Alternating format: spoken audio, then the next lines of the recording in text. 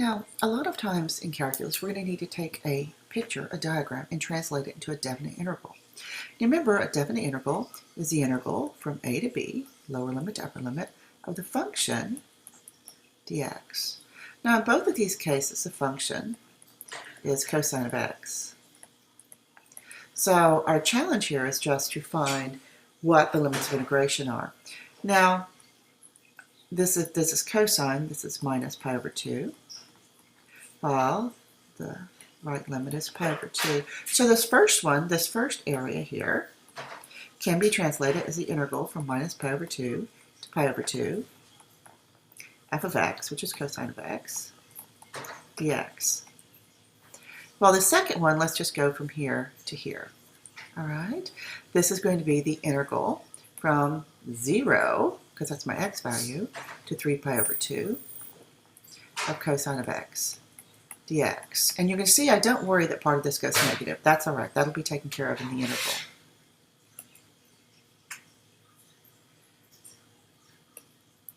Now, we're also going to want to define an integral as a limit. So if I want the integral from negative 2 to 1 of 2x dx, it's a straight line. Now I could use geometry and find out what this is.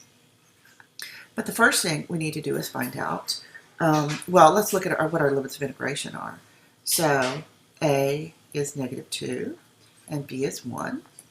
So delta x sub I is going to equal delta x because we're going to use a regular partition. So this is b minus a over n. So this is 1 minus negative 2 over n, or 3 over 2. Excuse me, 3 over n. So c sub I, my generic c sub I, is going to be a plus I delta x sub I. A in this case is negative 2, so it's negative 2 plus I times 3 over n. Now I need to know what my function is. F of x is 2x. It's this whole part right here. It's everything that's not dx. So f c sub I is 2 times negative 2 plus 3i over n. So I just did a direct substitution there. So now we're ready to get to the integral part. We've defined everything. The integral from negative 2 to 1 of 2x dx is equal to the limit as the norm of the partition goes to 0 of the sum as I goes from 1 to n of f c sub I delta x sub I. Now this is just a definition. So now I'm going to substitute in. Now the norm of the partition going to 0 is the same thing as looking at the limit as n goes to infinity. The sum as I goes from 1 to n, f c sub I is 2 times negative 2 plus 3i over n, and delta x sub I is 3 over n. All right, now for simplicity's sake, this 2, this 3, and this n, I'm just going to factor out.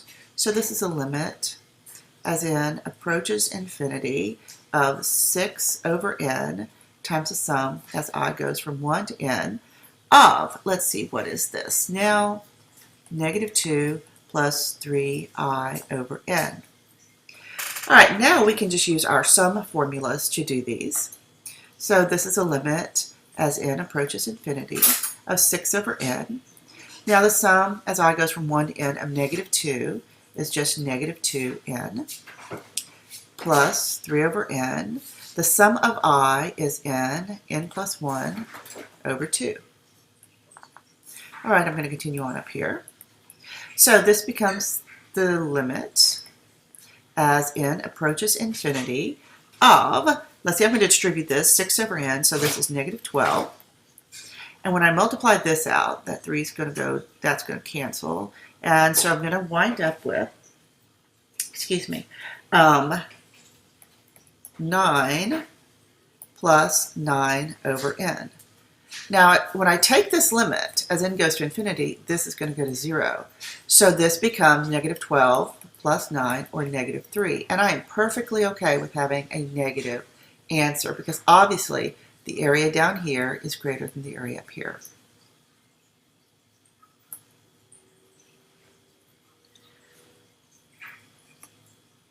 Now, another way we want you to find areas is we'll give you an unspecified function. So this is f of x. Now, if I know this area here is 2, and this area here is 5, well, this is below the axis, so this is going to be -5, and I want to put that there. And this area right here is 2. Do you see how I identify them? So if I want the integral from 0 to 2 of f of x dx, well, that's 2. If I want the integral from 0 to 4 of f of x dx, well, that's 2 minus 5, or -3.